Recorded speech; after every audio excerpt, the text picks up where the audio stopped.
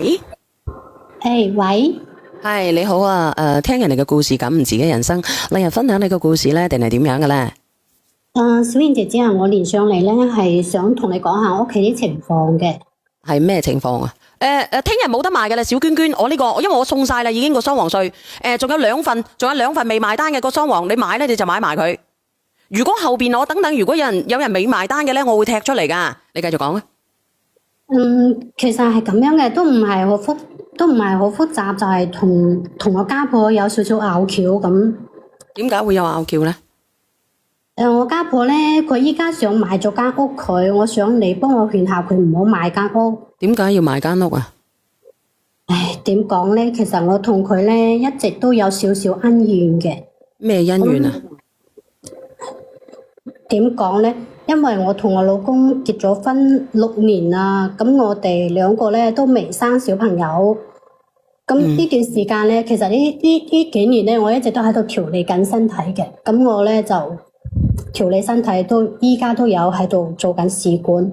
咁我做試管咧，我老公一個月咧12,000噶嘛。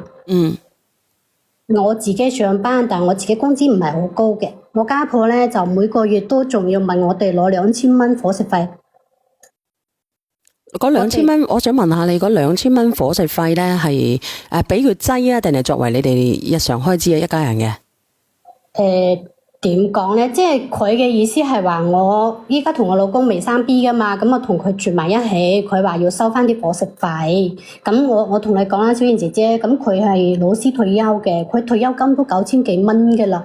咁佢其實都唔使話硬係要收我呢2000蚊噶，即係收。你覺得佢收咗呢2000蚊，佢就唔應該係咁樣？都唔係咁嘅意思。咁我正話我講咗，即係我老公佢每個月12,000到啫嘛，咁啊俾咗佢2000蚊，我老公自己要使3000幾蚊，都到我手得6000零蚊。雖然佢係6000幾蚊就俾咗我，但係我每個月都要調理身體，仲要去做試管，要去用好多錢噶嘛。明白。咁你而家係同佢有咩拗撬啊？咁樣你就唔想佢俾咗2000，定係乜嘢拗撬咧？仲有第啲拗撬咧？有，哎呀。即係前2年咧，我家婆咧佢行路就唔係咁順，咁我去醫院就檢查話佢嗰個即係膝頭哥嗰個半月板嗰度啊，話佢出咗問題。咁個醫生咧就係醫生都建議佢做手術嘅啦。咁啊佢又聽嗰個醫生嘅喎，話要2個都要換咗佢，換一隻咧都要10幾萬啦。佢諗住換兩隻咧要20幾萬。哦，我知道啦，係咪個膝頭哥嗰個軟骨嗰度啊？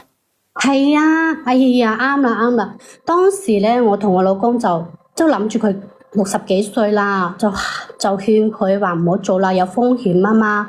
多謝你阿依家慢慢咁樣行下都可以行嘅，咁我哋咪保守啲，用啲藥，唔好去做手術啊嘛。咁佢唔制喎，佢係都要2隻去做，仲要做2隻就20幾萬，佢攞晒佢所有嘅積蓄去做嗰個手術。咁佢有冇問你哋攞錢啊？我哋都冇錢俾佢啦，因為我一直喺度調理身體，我又去做試管，我邊有錢俾佢啊？佢自己攞晒佢自己嘅積蓄過去嘅。咁佢攞晒佢嘅積蓄去做手術，咁我自己作為一個人，佢攞晒呢個積蓄走去做手術，醫翻佢自己係咪正常呢？係正常，但我哋都係作為仔女咁樣去幫佢，係手術都有風險噶嘛，係嘛？係手術都有風險啊！咁我哋諗住佢咁老人啊，60幾歲啦，唔好去擔呢個風險，或者係先做一個，係嘛？都可以啊，唔好2個一齊做啊！仲有我哋都問過醫生話可以唔做嘅，佢係都要去做。咁啊，當時我哋就同我老公喺醫院同佢嘈咗幾次，咁即係話你唔想佢做，但係佢一定要做，所以就嘈交。係啊，即係佢喺住院嘅時候，我哋又同佢嘈，我哋同佢嘈，咁啊嘈咗之後，大家都鬧爆爆，咁我同我老公後尾都冇去咯。